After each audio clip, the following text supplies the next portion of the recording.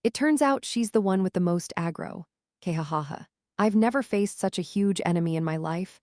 And Death Knight, who, thanks to his immortality, is fearlessly standing on the beast's shoulder, sawing away with his sword. Mist, give me a hand. Ha ha ha ha. Buff. And then there are our PMC members, who are harassing him by attacking hard at his legs. It was a heartening sight to see all of them, who had nothing to do with each other, working together against a single enemy. Yeah, this is what I wanted to see, which is why I've been working so hard to get everyone together. Gah!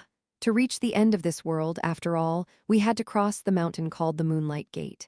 And I, with our healer Hayal, was there to help them, firing silver bullets, light guns, and everything in between. In between, I'd teleport to everyone's side, healing and buffing them through Hayal. Dylan, aren't you pushing yourself too hard? It's okay, it's okay. Ha ha, it's okay. Behind me, I could hear Hayal's concern, but I smiled and said it was fine. Okay. I've been saving my powers for today, even though I feel like I've already run out. I muttered to myself as I floated up into the sky and looked down, holding onto the hat on my head. A giant beast was standing tall in the center of the city and dozens of my companions fighting around it. Glowing in various colors of light blue, yellow, black, and purple, were taking it on. In fact, I know that their attacks won't do much damage to him.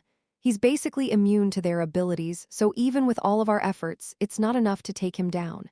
He's not the final boss of this scourge for nothing, but it's enough to get his attention and distract him. And the time I've bought, I smiled silently, watching the yellow light cut through the dark sky as I flew toward the beast. Yes, this way Stardust can attack purely without any distractions. Kaya, a flash of yellow light bright enough to illuminate the dark sky erupts from the creature's center, followed by its screams. Kaya, yeah, this is it. That giant beast in the original is one of the so-called beasts of the moonlight, Akka the god's creations. It has a serious problem. It's immune to all powers, which the Moonlight Lord somehow manages to control around this time. In the original story, almost every surviving S-class hero in the world, starting with the United States, was unable to defeat it. Stardust, however, is different. Stardust stands alone from the rest of the heroes because the origin of her powers is different from the others. It was given to her by a god, specifically for her. A power of starlight that was inherently different from other powers. Her attack struck home with him. That's why I've been on such a rampage to develop her as much as possible before this point. And now Kaya, whom I muttered to myself as I watched the glowing yellow flash. Oh yes. Stardust is doing so well now. Everything I've done so far hasn't been in vain. The viewership is still insane. I don't have the strength to carry the camera anymore, so I've pinned it to the railing of a nearby building, but the number of viewers continues to climb. I turned on the chat window out of curiosity and was surprised to see chats in all sorts of languages. Virtually the entire world is watching, yeah. Anyway, let's give it our all until the end. To defeat that Moonlight Beast, to bring back the Moonlight Lord, and to end this whole gate thing. With that in mind, I jumped off the rooftop with Hayal again and teleported back to the beast that was swinging its fleshy body. Yeah, I guess I'll just die today. What a life. Hey, are you okay? I am fine. Go get yourself healed while you ray at it. I choice Sihi flew over to me with such a worried look on her face, and I ordered Hayal to heal her while I wrapped my arm around Behemoth again, ready to help them. Everyone drive this thing this way. Hey Stardust, his back is clear, attack this way. And so on. Hey Dizik, I need some help over here. Hey Ghostic, I am firing missiles that way, can you dodge? And so on. Ha ha ha. Gah, the end of the battle against a seemingly insurmountable enemy was in sight. Of course, I am also starting to see the end of me, which is about to fall.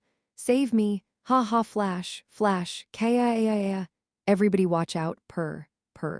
Flying in the dark skies, Stardust gritted her teeth. The battle had been going on for quite some time now, as the manipulated black sky made it impossible to tell how much time had passed, but it seemed like an eternity. The ruins of the city center that had been destroyed in the battle with the beast were already enormous, but that didn't mean there was no positive. Finally, the beast looked like it was about to fall. Off.